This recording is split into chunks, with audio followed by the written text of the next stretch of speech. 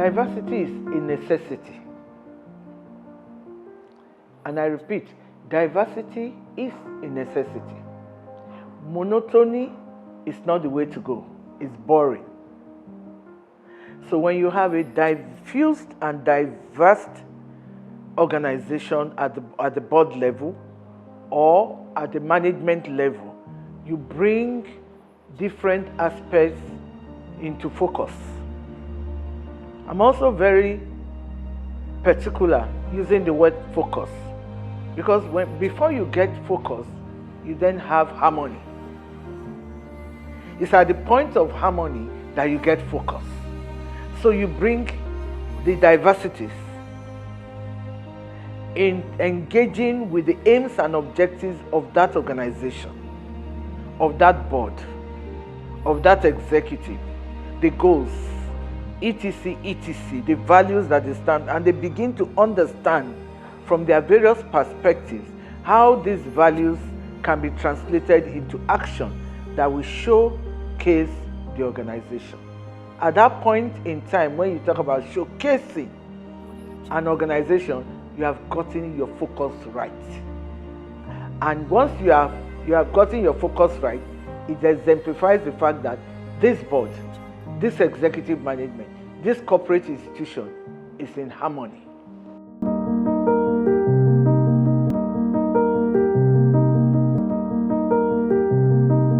Gender diversity is even a greater necessity, because women think differently. By nature, women are very strong analysts. By nature, women are intuitive. By nature, women take time to understand before they do. They don't get easily carried along. That's why people think women can be difficult. Not that, it is because they want to understand. And understanding brings success. No matter how much you know, you just know. If you lack understanding of what you know, you haven't started. So all of these very strong points that God, in His infinite wisdom, has endowed on women, it is to tell us that we need female gender to be part of whatever that we are doing for completeness. For completeness. It's that completeness that brings the fullness of harmony to be able to achieve the goals and objectives. It's not something that we need to preach about. It's something that we need to do for the benefit of all that we serve, the benefit of the organization to grow, and for the benefit of a board to be able to increase performance level.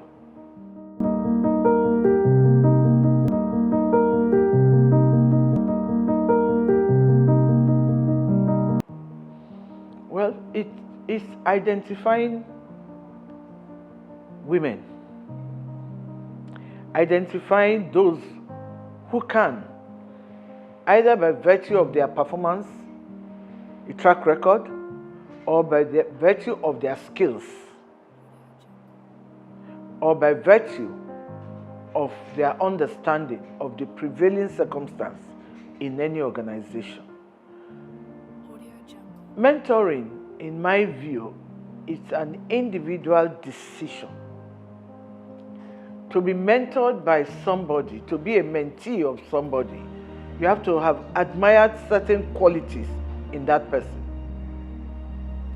You have to have been able to easily absorb and respect the person's opinion, such that it has impact in your thinking and in your ability so to do. So just matching up people for mentoring, perhaps it works, but in my view, I think mentees should choose whom their mentors should be. You must be having something that you are looking up to. So you say, Chioma can do it. I want to learn of Chioma, how she was able to get to where she was, to do it right, to make an impact in what she's doing. There must be also challenges that Chioma went through. I want to be able to learn of those challenges and how she overcame them. I want to talk with her. I want to know what in her are the characteristics that I lack, that I need to start learning so that I can get to where she is. That's just it.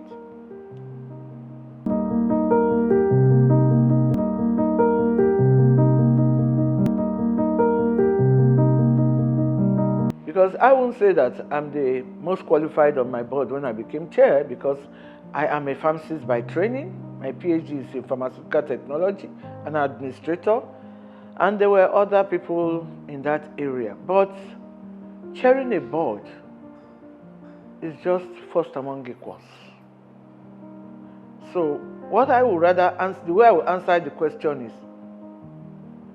if you come to be the chairman of a board, the first thing to do is to recognize the abilities and capabilities of your board members. Have respect, have love, have a listening ear. Listen to their thinking, not to their speaking. You know, thinking has a way of talking without people speaking it out. So you should be able to resonate.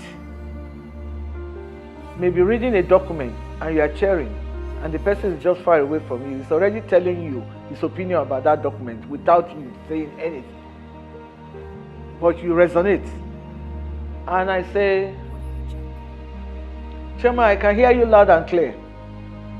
You don't think we should do this. You will see this. Yes.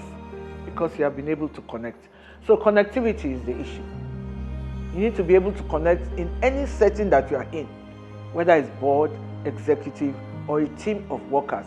The thing is connectivity. The thing about connectivity is that it forms a strong bond. And the thing about bonding is that it's not easily broken. And when you cannot break, then you will stand. Thank you.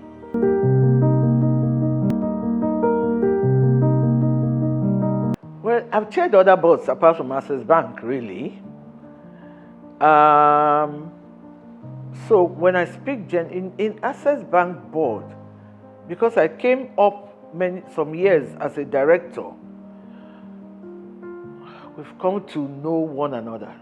And I just said to you, the connection, the reverberations, without speaking, we talk of one another. Even for me, when somebody is talking on the floor, and I just stay like this, I hear the board member say, because we'll go by the name. They can call me Auntie because I'm older. Auntie Derry doesn't agree. I won't say anything. So, really, it's been high. When I was a director, it was that I carried a public sector thinking on the board. And I felt on the board, we should not just serve the purpose of the board. We must serve and be seen to serve and get results for our clients. I took the fiduciary responsibility very, very seriously. And it took me time to learn of those who have been there that, look, this is not a philanthropic organization. However, we married ourselves effectively by saying, it's not philanthropic, but what is it that we can do extra? So you hear Access Bank saying, more than banking. We go extra length, more than banking. Ensuring that when you come in, you succeed in your business. That when we say, pay an interest of this, we've actually worked out that you can pay, not just slashing something, just like that. And that when we see that there's a window where we can make it better, like the women banking, we make it strong so that women can have what to do and do it well, because they pay back their loans very well. So why don't we make them a voice? So they are very loud in Access Bank. And they are doing well. Not just doing well locally, they are going international through the support of the bank.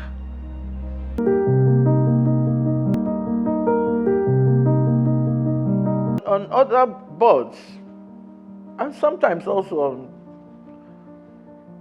on access is not this, let's committee level before I became chairman, maybe in audit, and I'm saying I want to know why this took place under a written report separately with an analysis from KPMG, whoever the audit service. People don't like that. But unless you insist on doing that, your learning points are few. It's not for castigation, but for learning. And the learning makes policies. You don't make policies on bad things. You make policies on feedback of what has happened in the field, not for punishing the people, but for ensuring that in the future, you have put policies in place that will help implementation. So, there are no low points for me because by the grace of God, I don't really think much about whether somebody likes it or not. Sometimes it's not good, but after some time, they get used to you. And they get used to you and they see that it's for the benefit of the organization. The thing not to do is not to have a motive of, oh, I'm good.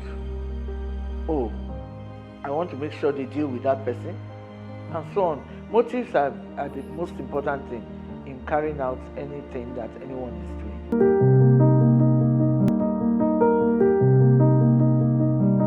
I read a lot. I enjoy reading. I also enjoy dialogue. If I know that you are good in this area, I'll say, Choma, please, I'd like to know more about your area. Can you spend me 30 minutes? People are used to me doing that now. 1 hour, just to know more about your area so I can be knowledgeable. I learn a lot from others.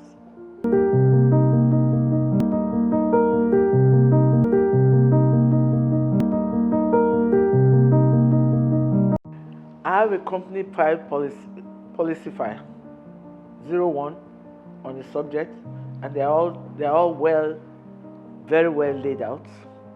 It's a policy on personnel, can start from 01 to 0200, and if we're going to discuss an issue, I flip through it.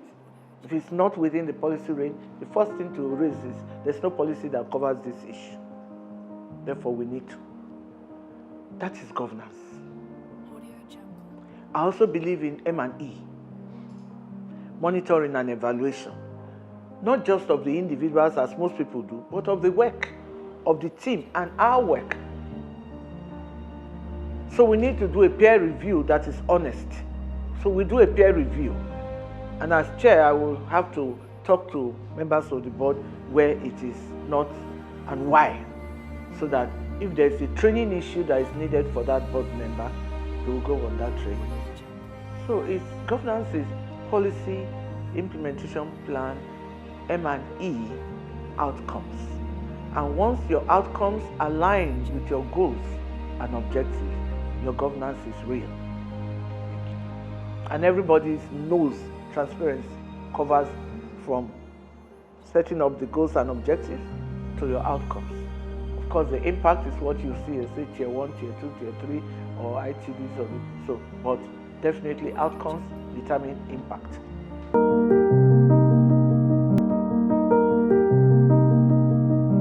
Number one, you shouldn't have an overbearing chairman, because the first thing the chairman should know is that you are not an executive. And the best way to do that is to have a strong company secretariat.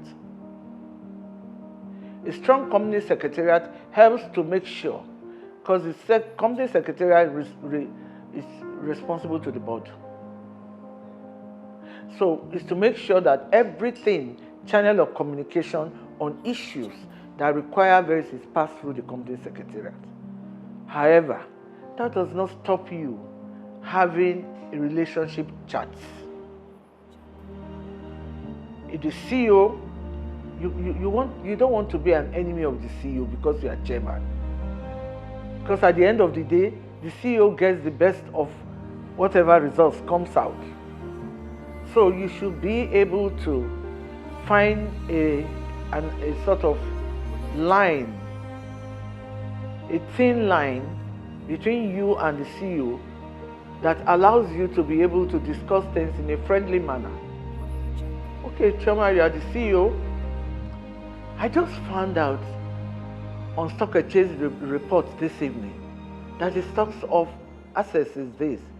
And I don't think it should be. Please, would you want to tell me what happened within a short time? Where that's an interesting discussion. I can also tell you the same thing.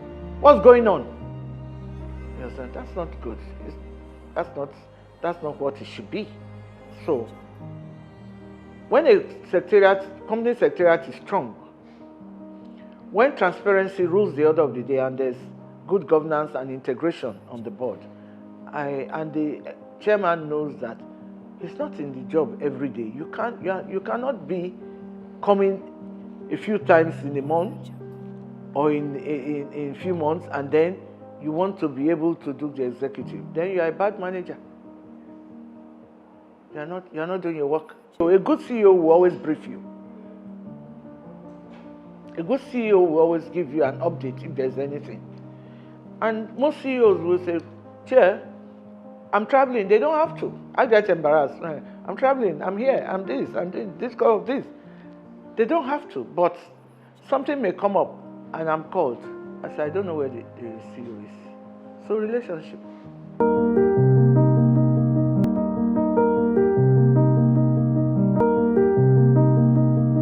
Very, very much so. Very, very much so. The correlation is high.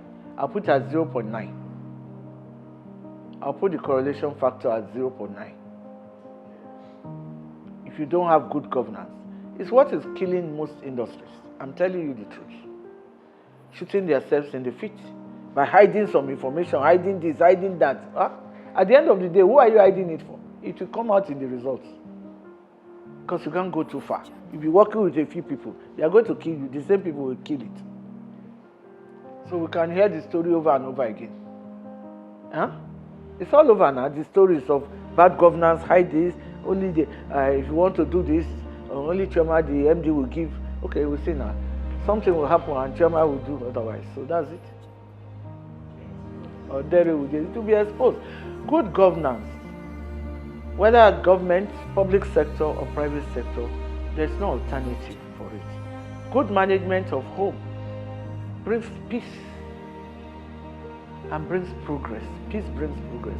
Do you know that many people forget in Nigeria that our crest, we always sing national anthem, but we don't talk about equity, justice, equity, peace, and progress. That's what is on the crest.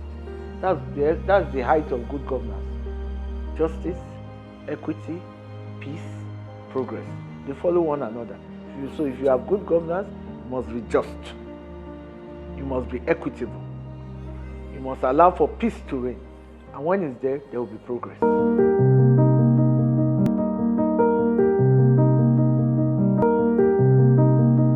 I can only speak so far for Access Bank that the corporate governor, we've been scored over and over again. We've received so many awards. We don't ask for them. For example, that award behind you, Chairman of Board Chair of the Year. I was sitting here and they came and said, okay, somebody in Access should go and collect it. Because I didn't know about it. And I don't have the time to plan for it. That's how we've gotten many awards. To be honest, it is transparency. And we want to succeed. We have goals. We sit down and we set goals. Why waste my time to sit down and set goals when you know that we won't achieve it? So it's a waste of everybody's time.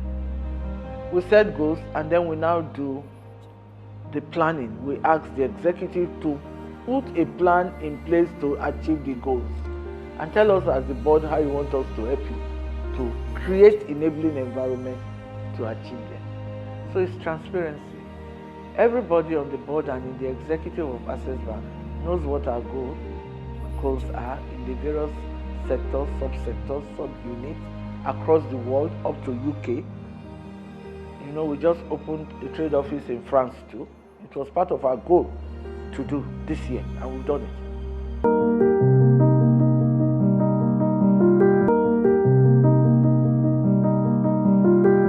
The Central Bank of Nigeria, over the years, at least I've tested, I think, Sanusi and Mefele.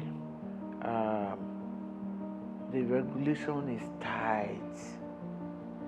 They really regulate the bank. What I like about them is that as friendly as we may look or be with them, the regulators, I'm happy about that. So when I see a query from CBN, I'm happy. They're doing their work. And we don't take it that they hate us.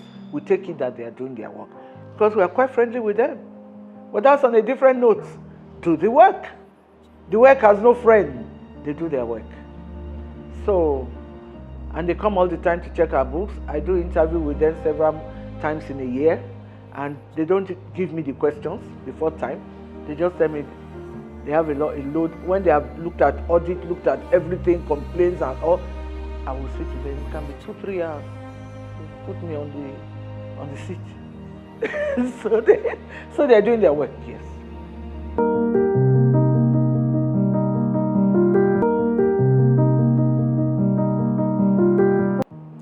It's one of the best things that have happened. Yes. Because for a bank like ours that is expanding so fast without technology, when I came in, I think we're less than 10 million or thereabout. But now we have 64 million customers. How would we have managed without technology? It's a joke. Manually, it's a joke. So technology is needed. And we're looking at getting into the top range of technology like artificial intelligence, because that's where we need to be. And so it's good. And now that this last time the CBN made a rule about when they brought new money that you must transfer, you can see a lot of people. I'm sure you, like me, will buy things in market with online transfer and POS now. It makes me glad, honestly. And I think we should just encourage it more and more. I know new things are not easily accepted by all, but the gains of it far outreach. I know it wasn't easy for people to come on board. But once you start coming on board, a lot of people I spoke to, they are now enjoying it. And that's what we need to do. So we need to get, and then it also reduces corruption, because you can track the money. Technology allows you to track money. Wherever it's going, wherever it's going to, wherever it's coming from, everything can be seen, which will encourage it. We're just crying wolf, shouting corruption. Let's do what we need to do so that we can be doing something else with that time.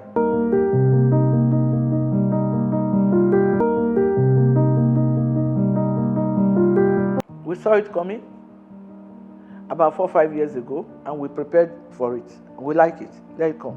Competition is good. Competition gives rise to innovation, and we're innovating.